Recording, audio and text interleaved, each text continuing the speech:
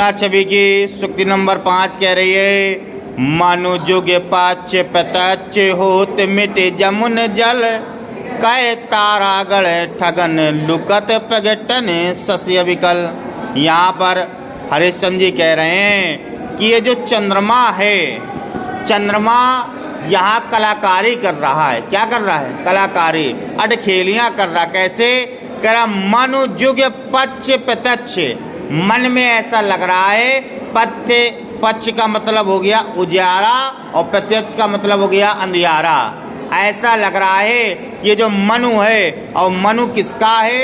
मनु, मन चलता है चांद से, चांद मन का प्रयोजन करता है, मन के बाद चंचल होता है। इसलिए कह रहा है ऐसा लग रहा है जैसे ये जो चंद्रमा है ये पूर्णिमा और अमावस्या दोनों पक्ष का यहाँ आ गया हो। पूर्णिमा पक्ष का भी और अमावस्या पक्ष का भी, यानी उजियारी तिथि भी और अंधियारी तिथि भी दोनों यहाँ आ रहा।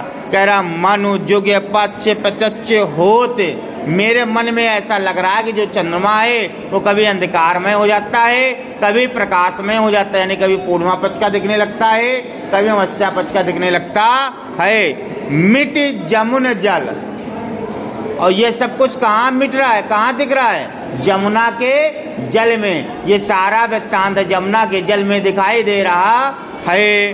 कै तारागण ठगत लुकत, ऐसा लग रहा है जैसे ये चंद्रमा कै तारागण, तारागणों को यानी तारा के समूह को ठगन यानी ठग रहा है, लुकत लुग कर, प्रकट होकर, सस्य अविकल, चंद्रमा ये कार, चंद्रमा ये कार। मतलब कहने का मतलब ये है कि जो चंद्रमा है कभी दिखाई दे रहा है, कभी छिप जा रहा है। ऐसा लग रहा है जैसे तारागणों के साथ में वह लुका छिपी खेल रहा हो।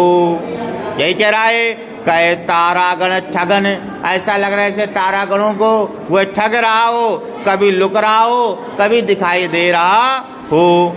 कहे कालिंदी नीर तरंग जितो उपजावत, कहे कालिंदी नीर, कालिंदी यानी यमुना के जल का जो नीर है, यमुना नदी का जो जल है, जो नीर है, उसमें तरंगे उठती हैं। तरंग जितो, जितनी तरंगे उठ रही हैं, जितो का मतलब जितनी, तरंग का मतलब तरंगे उठ रही हैं। उपजावत, उतना ही चंद्रमा दिखाई दे रहा है।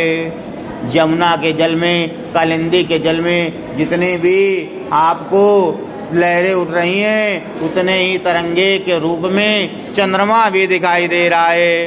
तितनो ये दरे रूप मिलने हरितासो दावत, और कभी कभी ऐसा लग रहा है तितनो ही धरी रूप, कई प्रकार के रूप को धारण करके वह दौड़ता हुआ उन तरंगों से मिलने के लिए आ रहा है।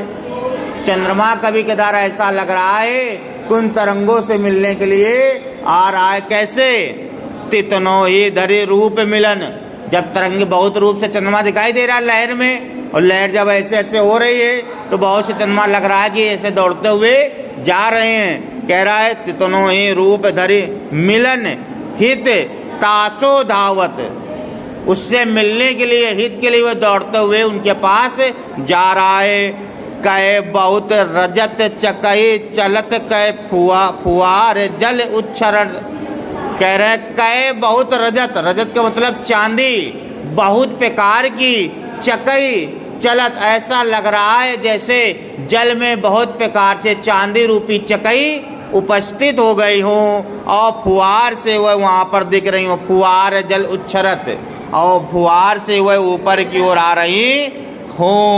ऐसा लग रहा है जैसे जल के बीच में चांदी रूपी चकई उपस्थित हो गई हो, और फुआरे के कारण चौतरफा दिखाई दे रही है। कहे निष्पति मल्ल अनेक विधि, उठी बैठक कसरत करत, ऐसा लग रहा है जैसे निष्पति मल्ल, मल्ल का मतलब होता है पहलवान, जैसे कोई पहलवान उस यमुना के जल में उठा बैठक कर रहा हो, कसरत कर रहा हो।